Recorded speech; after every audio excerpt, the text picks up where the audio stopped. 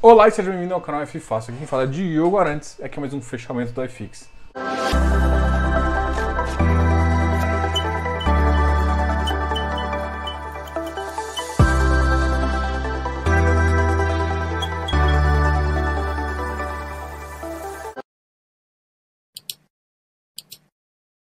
Voltamos! Hoje vai ter o fechamento aqui gravado e especial para você, mas mesmo assim a gente vai falar de vários assuntos que estão acontecendo no dia de hoje para seu benefício e para a gente falar um pouquinho também.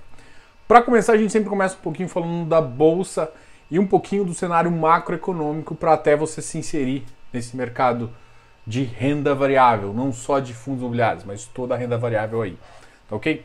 Para você ter uma ideia, hoje a bolsa caiu 1,07, chegando a 100.014 pontos. Na verdade, 1,114.979 para ser exato. O dólar hoje subiu 0,68 e esse foi as notícias aí. E para começar, segundo ano, a gente sempre começa assim. Vai falar do relatório Focus.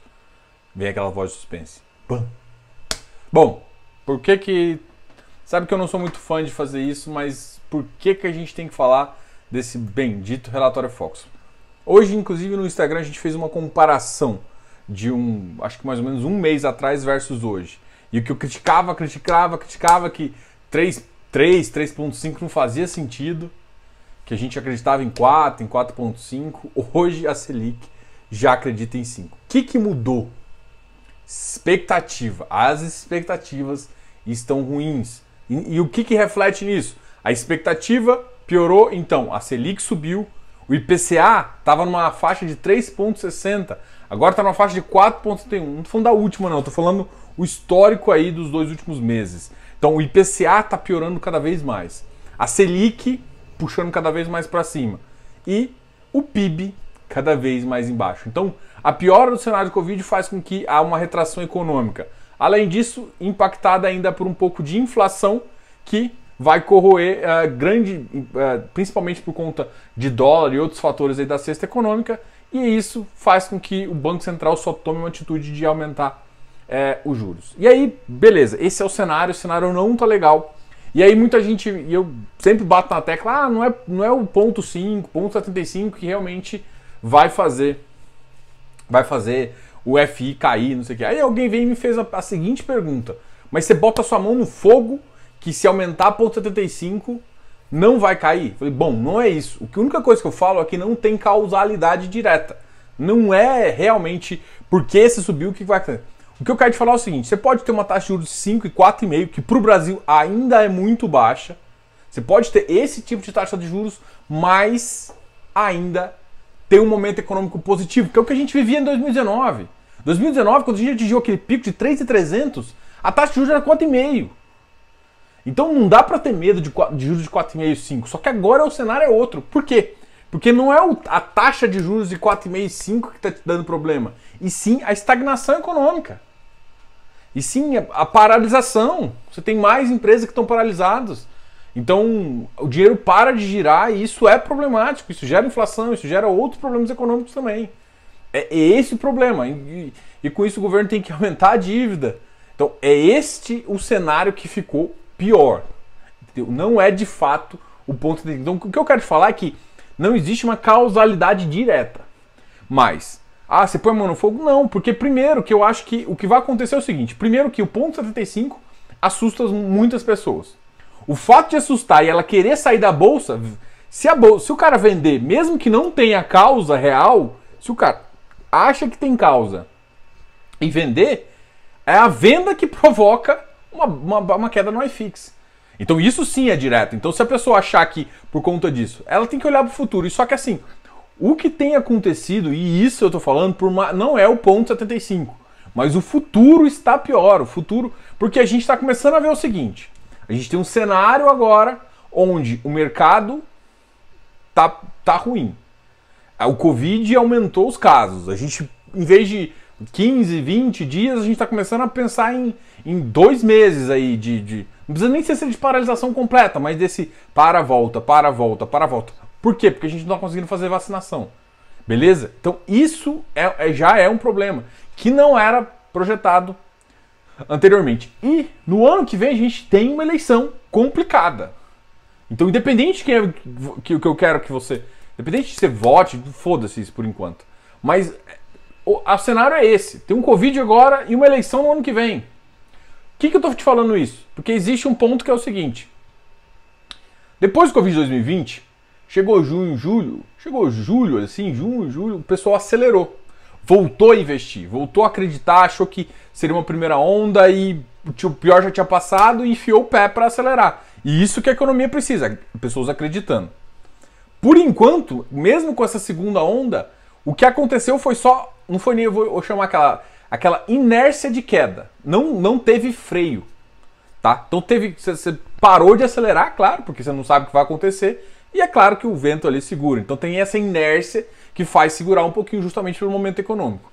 O ponto é, se o pessoal começar a botar o pé no freio da aceleração da economia, que pode acontecer, o cara só vai voltar a acelerar depois de definido a estratégia de governo. Ou seja, a gente perde 2021 e 2022. Diogo, você está falando de um cenário problemático e tal. O que eu estou te falando é que as expectativas começaram a ficar piores, né?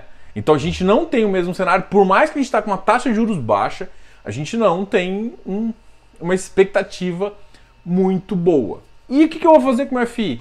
Bom, cara, você está investindo em FI por conta só de yield, você vai embora. Se você está investindo em FI porque ele é um ativo imobiliário que te dá uma diversificação em relação a vários outros produtos, inclusive ação, beleza. Você vai estar aí, você vai ver que o preço no curto prazo e no médio prazo pode cair um pouquinho, mas você pode aproveitar esse momento para comprar em ativos com preço mais interessante.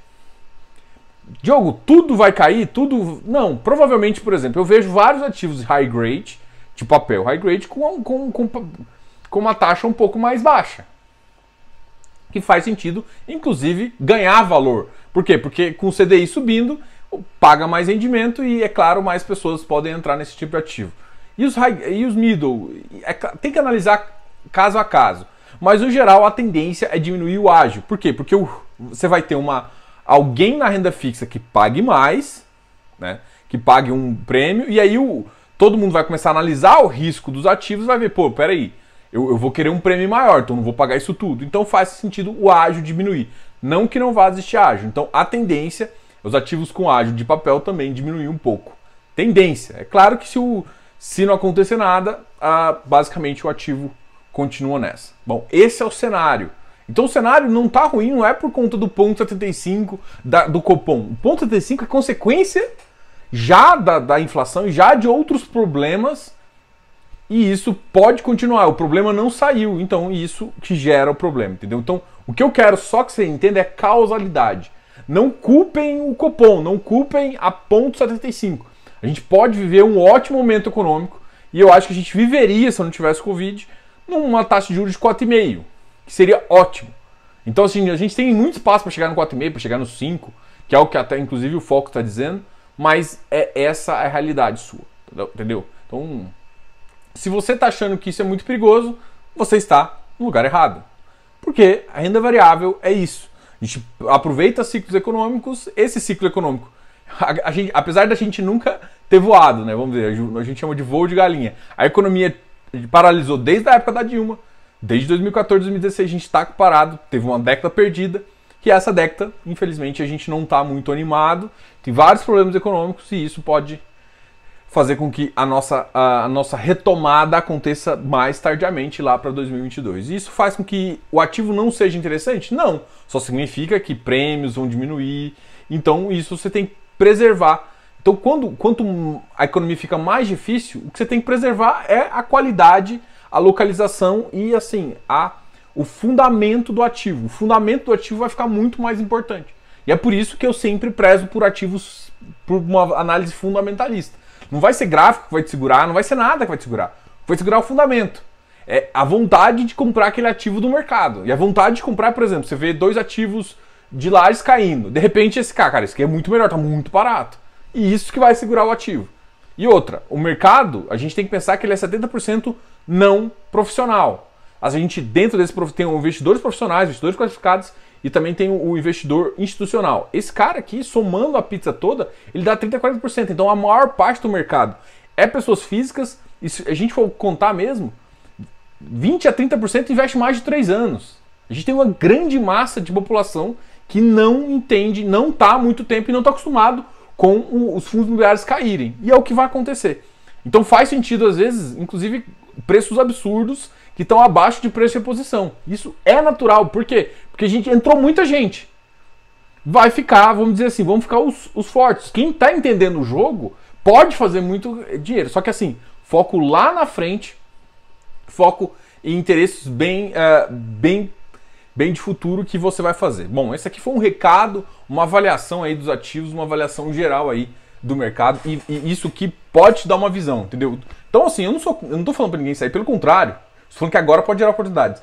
Mas aqui, se você tá achando que esse aqui é o piso, pode ter mais embaixo. Mas pode ser? Pode. A gente nunca, não dá para querer se afirmar. Cara, foca no que você tem controle. O que você tem controle é a qualidade do ativo. É isso. Ponto. Não tem segredo. Ah, pode demorar 2, 3 anos, mas sim, você vai ficar recebendo seu yield, tem mais atrativo, vai fazendo umas coisas e o mercado vai voltar para o padrão normal dele, uma hora ou outra, porque você também está comprando um ativo imobiliário. Por isso que isso a gente fala de diversificação. E diversificação não só entre os fundos imobiliários, mas entre ativos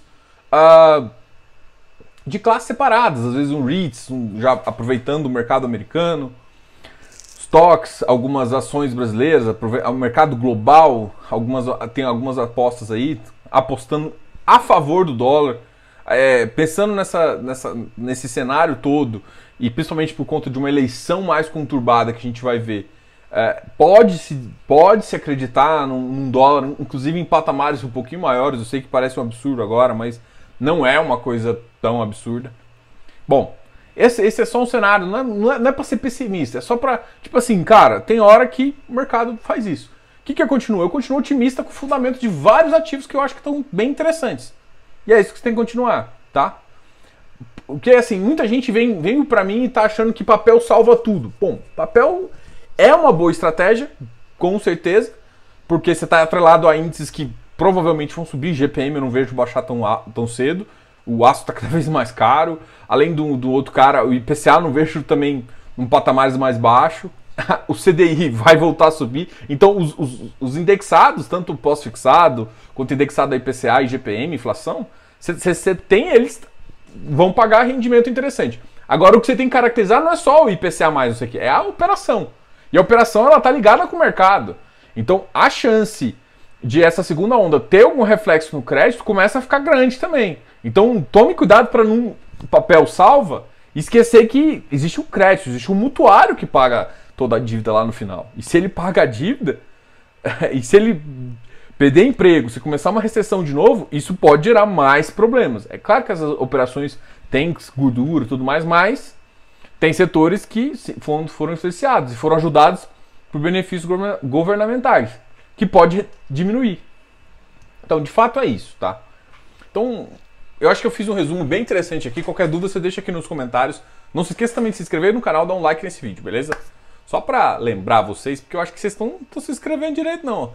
E a gente também tem alguns vídeos bem interessantes. Olha, vocês sabem aqui que a gente é consultor, então qualquer dúvida em relação a montar carteira, se preparar para um momento mais difícil, pode contar aí com a gente e a gente vai falar. Agora a gente vai falar um pouquinho dos fundos imobiliários. Ah, só mais um detalhe que é muito importante também, é o seguinte, a gente tá vendendo, você lembra que a gente tinha um mini curso de fundos imobiliários? Beleza, o mini curso de fundos imobiliários, agora ele tem um bônus, o bônus de mais ou menos 2 horas e meia falando de REITs. Então, além disso, a gente também, além do bônus de REITs, esse mini curso de fundos imobiliários, que está lá no Hotmart, também fala um pouquinho de FIPS e FDICs, tá ok? Então, essas são as duas novidades.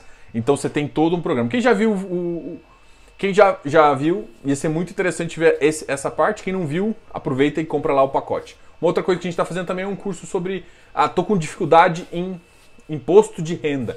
Imposto de renda também é uma dificuldade da maioria das pessoas, tanto quanto contador. Às vezes você vai fazendo de algumas pessoas, quanto para a própria contabilidade, própria declaração de imposto de renda. Lá consegue te ajudar de forma muito simples. Também os links estão aqui, qualquer dúvida tá no nosso Instagram, aqui embaixo também tem todas as informações possíveis. Digita FIFácil aí que você vai conseguir achar todos os nossos produtos interessantes, beleza? Além disso, além da consultoria, a gente tem o Close Friends também, que fica de olho. Vamos falar então um pouquinho dos FIs. A gente começa sempre por quem está mais negativo. Bom, começamos com o XP Properties. O XP Properties está numa faixa aí entre 70 e 50. E isso aqui prova mais umas vezes que às vezes o mercado tá com preço, inclusive, abaixo de preço de reposição, alguma coisa assim. 68, 69 é um preço bem próximo ali. Qual que é a questão? É recuperação. Se você for pensar no ativo como recuperação, essa seria um dos uma dificuldade de você entrar ou não no ativo. Esse é um ativo que está ainda muito ligado a um segmento, a uma localização secundária de São Paulo, né, Barueri, mas é uma coisa que você tem que começar a já ficar pensando. Lembrando que talvez um dos últimos setores de tijolo que vai voltar vai ser justamente as de lajes. A gente volta, o setor de não essencial é um setor que vai continuar muito forte, principalmente, assim, mesmo no pós-pandemia, que é uma realidade interessante de você entender, vai ficar muito positivo, tá ok? RRCI também caiu um pouco hoje, caiu para 91,83, chegando aí, tendo uma queda de 2,29. O VIG-GT continua uma queda, assim, o mercado não gostou do rendimento que ele pagou, por uma questão de o rendimento esperado era um pouco maior do que está acontecendo. Isso fez com que o mercado colocasse ele bem abaixo do valor patrimonial. Então essa é uma decisão que você tem que tomar aí para ver se o que você acha, se realmente faz uma conta aí do yield versus o valor que ele está, e você vai conseguir achar algumas coisas e algumas métricas que podem te ajudar a tomar uma decisão. E sempre olhar a qualidade, né? Mas isso é muito importante também. CVBI também caiu forte hoje, caiu para... Hoje foi inclusive a conversão do CVBI, então justifica essa queda aqui para o ativo. Não sei se vocês sabem, mas ele estava custando 103,70, né? Então para mim gerou uma... ele bateu na mínima em 5,72, pode ser que ainda continue uma pressão vendedora muito forte, mas é um ativo middle risk bem interessante aí para quem gosta. Lembrando que a oferta foi a 103,70 e ele chegou agora basicamente 104, e aí ele chegou hoje a 106, tá ok? O AIEC tá 89, uma queda de 1,64 também. É um ativo, aquele ativo que a gente já conversou com os gestores aqui. Tem inclusive o Rocha Verá, uma das torres lá é desse fundo, que tem a Down como inquilino. Agora acho que estou confundindo o nome do inquilino. Depois eu lembro o nome do inquilino, que é justamente o inquilino que entrou com um processo, né? Que eles estão com um processo de arbitragem. E eles têm também uma posição do IBMEC lá no Rio de Janeiro. Então é esse o ativo aí que continua sofrendo um pouquinho, apesar da qualidade desse ativo. O VIFI 89, os FOFs estão sendo massacrados, até porque por estratégias algumas estratégias o pessoal não está concordando tanto. Ou o JP 104 também passou por uma emissão, agora está aguardando. Além disso, o GGRC também uma queda bem importante, 1,55, chegando no valor de 130. Ouri, uma queda de 1,19. Nossa, foi uma queda bem grande do mercado. O Ibovespa caiu 1,07, a gente já tinha comentado. Vamos olhar quanto caiu o iFix. O iFix hoje caiu 0,13, chegando a 2.815. Então o iFix realmente está numa força vendedora ainda muito grande. E é uma coisa agora, assim, quando o mercado cai, a gente chegou a bater quase 2.900, está voltando a 2.800. Vamos olhar no tempo de pandemia ali, como que ele tinha se comportado? Ele tinha ficado, só para retornar a vocês, ele tinha ficado entre 2.750 e 2.830. Então a gente já voltou para o período de pandemia de 2020. É claro que teve um período que ele ficou bem abaixo, mas eu estou falando assim, quando a maior parte do mercado, de junho para frente, junho quando ele realmente deu aquela subida, né? Ele deu aquela caída em março, abril, maio recuperou um pouquinho, E aí quando ele ficou o mercado quase como um todo, ele ficou entre 2.750 a 2.830. Agora ele está em 2.800. A gente voltou mais ou menos para esse patamar. A gente rompeu um 2.850, que era uma métrica interessante. Por que eu estou falando mais ou menos de gráfico? Só para vocês entenderem que o mercado voltou para um cenário de dúvidas como se estava ali em 2020, tá? Então eu penso em preço como essa questão. Tem que lembrar também, só um detalhe que é interessante, que o iFix tem mudado, né? Ele mudou uma regra depois, recentemente, há uns 2 iFix anteriores. Ele tinha mudado a forma de calcular, diminuiu o número de ativos, colocou ativos mais líquidos, tirou uns monoativos, tirou uma sujeira dos ativos e agora diminui um pouquinho. Então a métrica dele mudou um pouquinho e isso influencia também no preço que você está vendo aí na tela, tá ok? Então esse é um detalhe muito importante para a gente conversar. Além disso, vamos ver qual o ativo que está chamando a atenção aqui negativo. PVBI caiu 1,18, XPSF também. Macaia está em 39, olha só, caiu 0,72.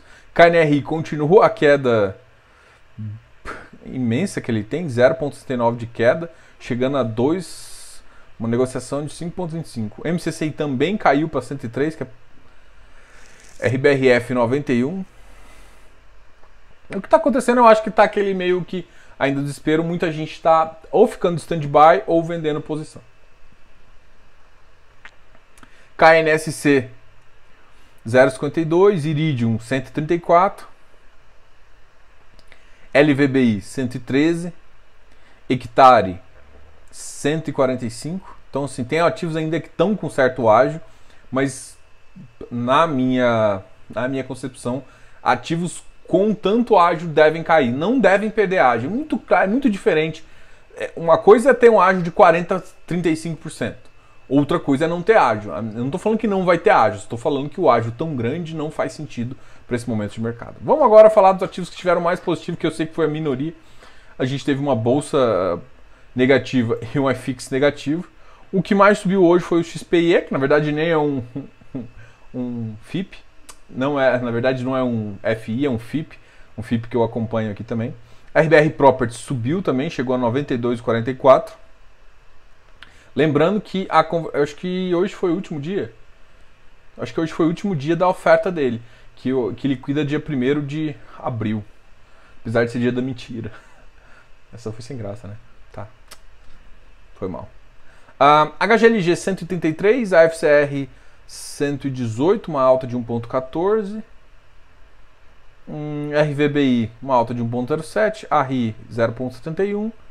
BCRI 0,42. O BCRI voltou a recuperar um pouco. O GALG também ficou positivo, 112,49. Ó, esse aqui, pessoal, em termos de ativo, tá? Não de preço, a gente tem que avaliar preço depois. Você sabe que eu não avalio o preço aqui. Nem vou colocar asterisco, como muita gente gosta de brincar comigo. Mas é um ativo que eu queria que vocês dessem uma olhada.